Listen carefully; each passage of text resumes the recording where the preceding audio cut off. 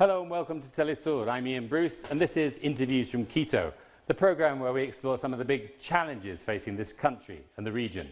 In today's programme, Brazil decided, and the result was the most right-wing leader Latin America has seen since the military dictatorships of the 1970s. So why did it happen?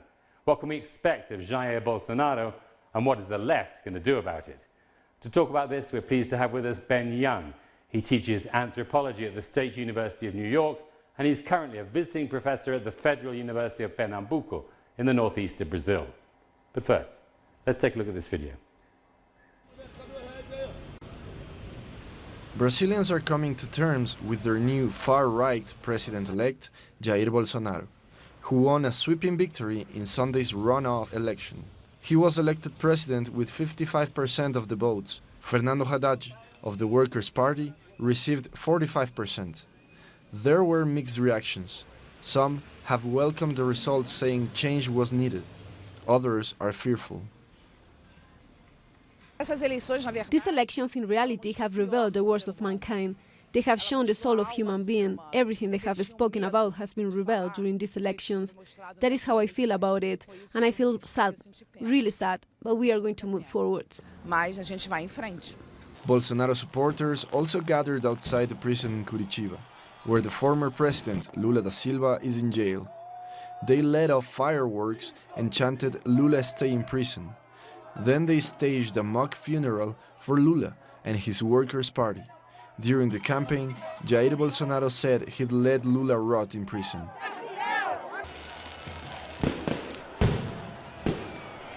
Ben, thank you very much for being with us. Let's start with the situation since the election. What's the mood? I mean, what do you feel that Bolsonaro is going to do? Is he going to be as bad, as hardline as most people on the left feared, or is he going to row back a bit? Sure. Well, first of all, it's a pleasure to be with you here today. I mean, I think the first observation is that people on both sides are tired and are in a state of kind of recovering and figuring out what comes next. People on the left, activists, social movement organizers, are definitely, it's going to take some time for them to recover and to figure out a viable strategy for moving forward. Ordinary working class Brazilians, which is the kind of community that I work in as an anthropologist, interestingly, I think they're going through something similar that we went through in the United States after the election of Donald Trump at the local level, which is deciding if you're going to stay friends on Facebook with people who you know voted for the opposition. Both ways this is happening, and so my friends and contacts in Recife, the northeastern city where I work, that's what they're talking about more or less obsessively this week. About staying in touch? About whether you're going to defriend, maintain your friends on Facebook who voted for the other guy. Right. And I think... so it's actually divided, you know, groups of friends, families? Yes, very strongly.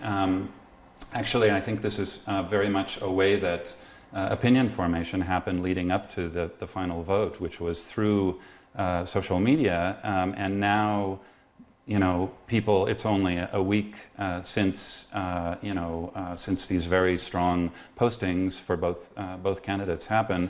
And it's, you know, people haven't forgotten what was said last week by their brothers and sisters and colleagues and soccer team, colleagues as well. And so the question of whether people want to hang on to their frustration if their candidate lost, or if they want to kind of gloat in the pleasure of the victory of Bolsonaro if they supported him, that's what's being worked out among working class Brazilians this week.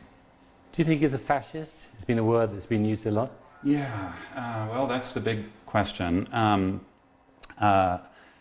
So I would say in the sense that he does not respect democratic institutions in the way that his predecessors have, which is to say he's someone who says, I'll take care of this problem, the problem of corruption, the problem of immorality, the problem of unemployment, I'll take care of it, without really presenting a plan of how he'll take care of it, how he'll build a coalition to take care of these problems. In other words, how he'll work within democratic institutions. he never talks about that. And of course, as I'm sure you know, he chose not to participate in the final debate. So Brazilians don't really know how he'll work within that. Work within the democratic system. I'm sorry to say that many of the people that I've been circulating, working class communities in northeastern Brazil, they've picked up that rhetoric. So they'll say things like, if they see someone, you know, if they see a crime on the street, they'll say, Bolsonaro resolve isso, Bolsonaro will take care of this. Well, that sounds good, but democracy doesn't work that way. You have to work through democratic institutions. So let's say there's an opening for fascism to really take root and congeal in Brazil. It's very, very disconcerting. Were you surprised by the scale of his victory? Because that must mean, I mean, that's only possible, isn't it, if a very large number of working class Brazilians, poor Brazilians, voted for him. Well, I must say that the social science opinion polls that were carried out during the weeks leading up to the elections were largely accurate, which is to say they roundly predicted his victory, and he did win roundly, except in the northeastern region of Brazil. So I think that it was quite a surprise, I think, in the Northeast, where there really was a turnaround in the week leading up to the election, and you know, and I think really, in which direction? Oh no, so there are two issues here. One is support for Bolsonaro, support for Haddad, the Workers' Party PT candidate. The other thing is rejection of Bolsonaro and rejection of Haddad. Those are the two things that were measured on both sides. And support for Haddad in the week leading up to the election in the Northeast went way up, further than it had been. It had already been in a majority position. And rejection of Haddad, which reflects a larger sort of discontent with the Workers' Party, maybe we'll talk about that, went down significantly. So there was a kind of a turnaround in the sense of a kind of a very guarded hope that things might work out for the PT in this election. But of course they didn't, and you know, I think a lot of, but back to your question about working class voters in Brazil. So this is a very important question, because this is the group that benefited so strongly during the years, the two terms of Luiz Inácio Lula da Silva, the PT president, and his successor Dilma Rousseff. This is the 35 to 40 million Brazilians who rose above the poverty line due to social assistance programs like the famous Bolsa Familia program, which is what economists call a conditional cash transfer program, the federal government giving money to poor people, and a range of other programs, affirmative action, other programs that made higher education easier. Most of the people that I know in the working class neighborhoods where I work directly benefited from these programs. So it raises a question. And yet they were, a significant number of them voted for Bolsonaro. So why? Yes, so I would say that ideological right-wing voters in this community, people who have a strong kind of love for Bolsonaro's ideas, are a small minority. They exist. I know some of them, including in the families that I've spent the most time with. There are a couple of Bolsonaristas in each family. However, that's definitely the minority. The larger group that I think, depending on your position, swayed the election is people who have never been very politically engaged, don't much like politics in Brazil. They resent that the vote is obligatory in Brazil. You have to vote. And they've, over the last few years with the deepening economic and political crisis, they've lost what little faith they had in democratic politics to begin with. So their vote, and along comes a guy like Bolsonaro who says, I'm going to take care of this because I'm going to get rid of all of the corruption. He famously said, I don't owe anything to anyone. And part of his appeal is that he speaks his mind, he doesn't censor his speech. And I think a lot of these working class Brazilians who are not ideological conservatives, they're just fed up, and they don't like politics, they don't have any faith in politics, they basically saw this guy as the answer for that. But it's not an ideological turning towards a right-wing position. It was a kind of something more at the level of emotions and frustrations and cynicism and a kind of a rejection of the entire political establishment that unfortunately the PT came to symbolize that problem. There was a real shift there, wasn't there? I mean, I remember going back to Brazil for the first time for several years. I think it was 2010, towards the end of Lula's second term. Mm-hmm. And there was a really upbeat, I was surprised, an upbeat feeling about, you know, Brazil was moving forward and people were doing okay. And that seemed to spread across social classes, pretty much. And in those sort of relatively few years since then, something very powerful happened that undermined that sense of well-being, of optimism, of confidence in the country, the system. Yes, I remember those years very well as well. And it wasn't that long ago. It's really extraordinary to think back. We're just talking 6 or 7 years ago. You know, Brazil has sort of always been known as the country of the future, o país do futuro. And this was the moment where, you know, the economy was strong. Under 2 terms of Lula's presidency, Brazil paid off its debt, its international debt. It garnered the 2014 World Cup, the 2016 Summer Olympics in Rio. Things were just looking good, and poverty alleviation had taken place on a massive scale that captured the attention of the World Bank and economists and political scientists from around the world. Things were looking really good. The problem of hunger had more or less been solved in Brazil, which was you know, for those of us who have been working in Brazil for, in my case, just about 20 years, we remember when hunger was a real problem, and that problem was solved largely under the PT. And so what changed? Well, a few things changed. One, and this is a point that hasn't been discussed very much, is the global economy changed. Part of what drove the success of the Lula administrations was Chinese demand for Brazilian exports. Nothing, very little of what the PT accomplished in terms of stabilizing the economy, paying off foreign debt, investing through social welfare programs and poverty alleviation, very little of that could have happened without a massive demand, Chinese demand for Brazilian imports. And that demand diminished substantially in 2010-2011. So that's an important factor that, incidentally, was really never discussed during the election campaigns, but very, very important.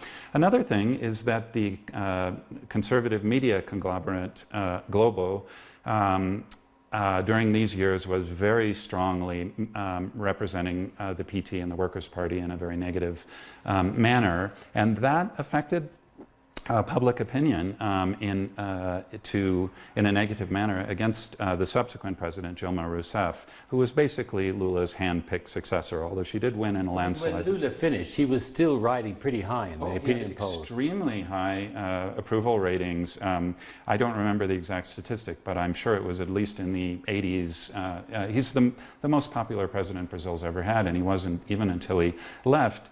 It's important to mention that at that point, his administration had already been accused and mired in a corruption scandal, the Mensalão scandal. That's not why he's in prison right now directly, so it is important always to mention that the PT operated through a system of paying off the opposition for political support, opposing political parties, because in Brazil they have several different political parties, so that you have to build alliances in order for this to happen. Now, a more cynical reading, but I think it's worth considering, is that I think the powerful upper middle class and upper class Brazilians, I think, arrived at a certain point where they felt like, and this is really my reading of what happened, you know, you Workers' Party, you leftist politicians and voters, you had a nice run for about 10 years. And you got to do social assistance, affirmative action, the economy did well, great. But it's over now, right? We're not going to do that. We're going to get back to the way we do things in Brazil, which is a small number of political parties will retake control. And presumably partly because the economy wasn't doing so well anymore, they wanted to make sure they got their bit of it. Exactly, absolutely. And it was at this moment also that the problem of urban violence and crime started rising, and that opened, that opened the door for a critique of the Workers' Party. Having said that, I am astounded at the amount of hatred towards the Workers' Party that has congealed over the last couple of years. The Workers' Party, objectively speaking, has been involved in corruption, but all major political parties have, and it predates predates the election of Lula at the end of 2002. So the idea that somehow the Workers' By and large, correct me if I'm wrong, if insofar as there has been corruption, it's been more political corruption in terms of buying favors, buying support, than individual self-enrichment. Well, I'm yes. not saying there's none of that. Yes, yes and no. It is, so the PT, the accusations against PT politicians have almost exclusively, not entirely, but almost exclusively been in the corruption in the form of buying support from opposing political parties. The politicians who have been accused, although very few of them have gone to prison yet, the politicians who have been accused of corruption for personal enrichment, in other words, siphoning off money that goes into your own Swiss bank account, are primarily the 2 or 3 political parties that were responsible for engineering the ouster of Dilma Rousseff. It's worth mentioning that the only major politician, very high-level politician in Brazil to date who has never been accused of a corruption crime is Dilma Rousseff. She was impeached on an invented new category of crime that's called a crime of responsibility, which is basically that she was accused of misrepresenting economic statistics in her election campaign, but not of corruption. She's one of the very few who's never been accused of corruption. What about social media? In the recent campaign, there's been so much talk about the illicit use of messaging, WhatsApp messaging by Bolsonaro's supporters, companies paying $4 million to spread, fake news on WhatsApp. Yeah. Did that really play an important part, or is that kind of a pretext? No, I think it did indeed, and it's going to take us a while to figure out exactly what the role of social media, especially Facebook and WhatsApp, was in this election. Both were extremely important among this group that we've been talking about, the classe populaire, or the working class, this group that benefited from the PT. So what I'm interested in, I think is very important here, certainly Facebook is important, but what's really distinctive about WhatsApp, in the United States we don't have WhatsApp, we just send text messages, and WhatsApp is pretty similar. The difference is that with WhatsApp you can create a group, a closed group for your family, for your soccer team, for your class that you're teaching or that you're in, for your office, and these groups are kind of, you could say they're sort of closed bubbles, and so if someone posts in the WhatsApp group an image of, let's say, something that we know is fake news, there's little space for accountability, which is different from Facebook, because on Facebook, if you're a friend of a friend and I happen to see something that you've posted that I think is fake news, I can respond and say this is fake news and provide a link.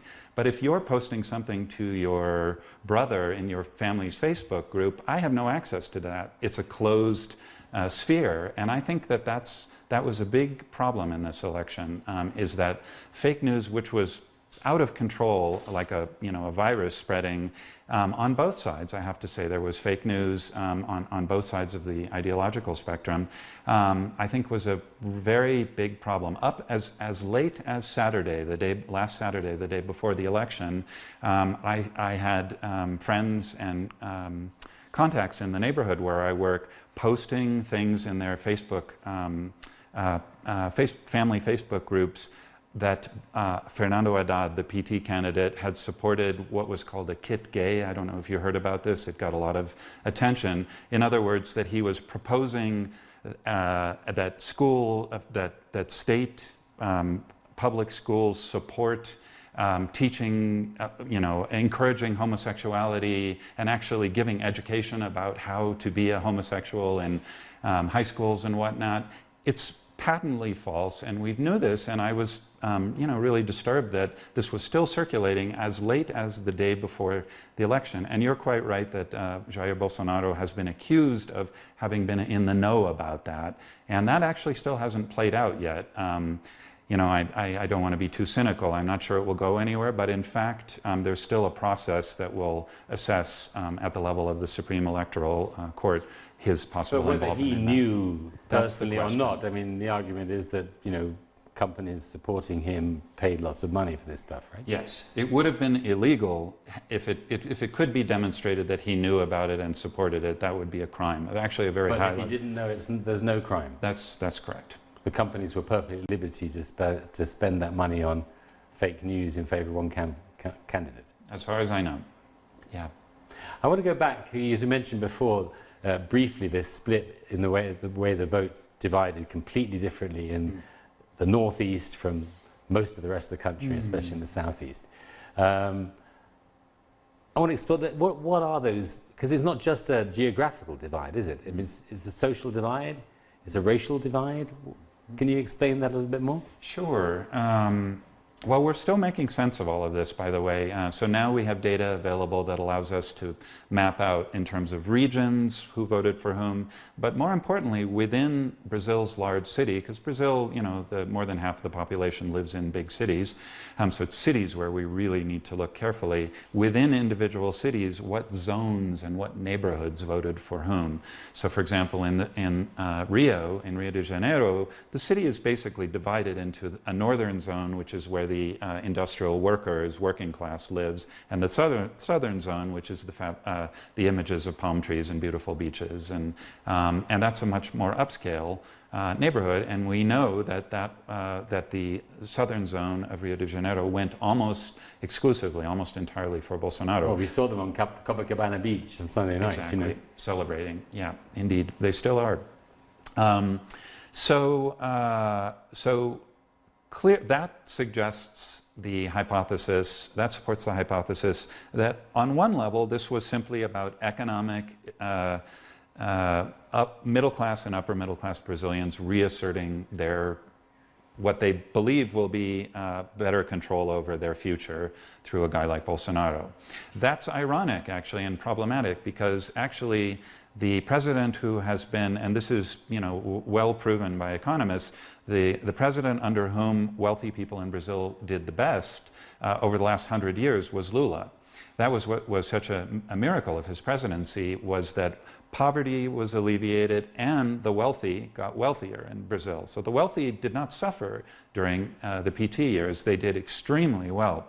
To get to your question about other subgroups in Brazil, so what we know so far is that blacks, Afro-Brazilians, were much more likely to vote for Haddad. We know this.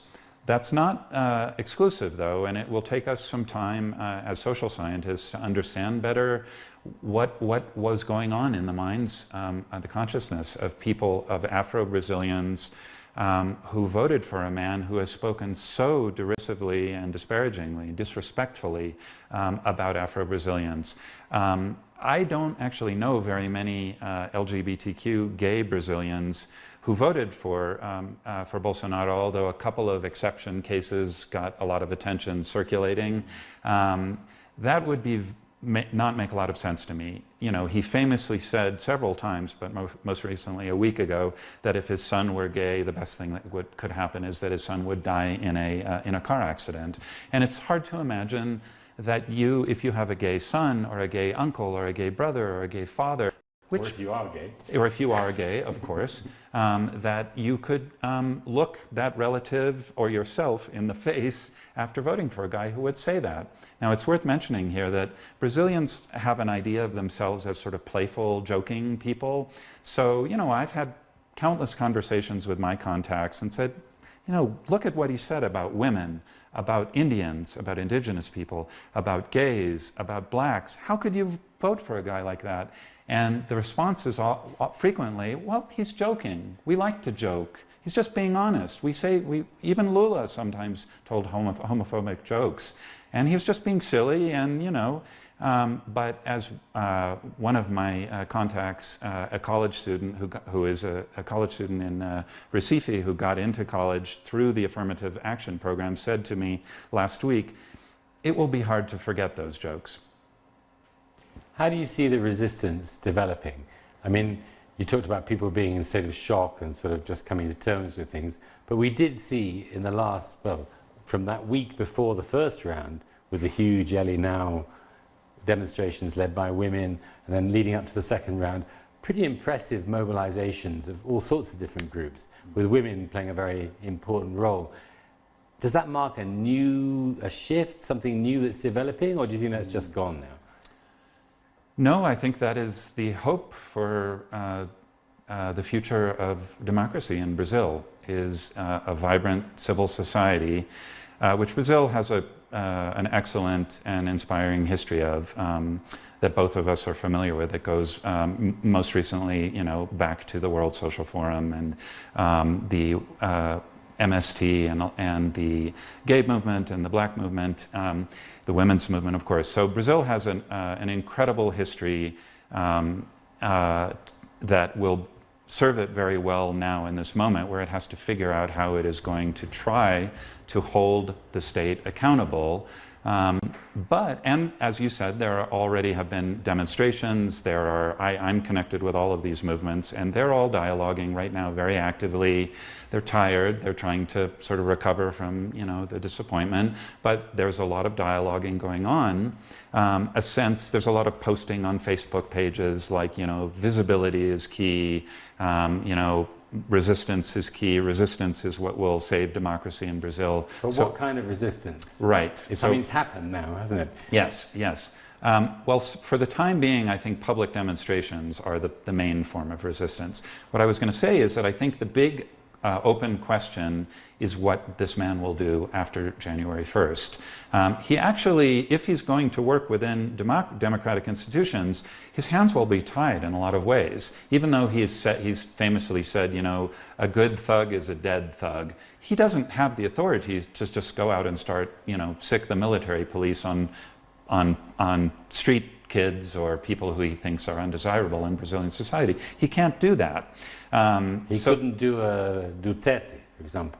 Well, that's the big question. So what kind of power he can exercise working within democratic institutions. Duterte is more of a kind of explicitly authoritarian ruler, and we'll see what happens with Bolsonaro. My fear is that my prediction is that the early months of 2019 will be heavily populated by massive protests among all of the movements that you've mentioned in the big cities of Brazil. We're going to see a lot of that. My fear is that at some point that Bolsonaro will order the military police to have a kind of heavy-handed response to one of these protests, maybe where a window in a bank gets broken, which is fairly inevitable, and someone's going to get shot and someone's going to get killed. And that's the moment where it opens the door for Bolsonaro to declare some sort of state of exception, some sort of martial law,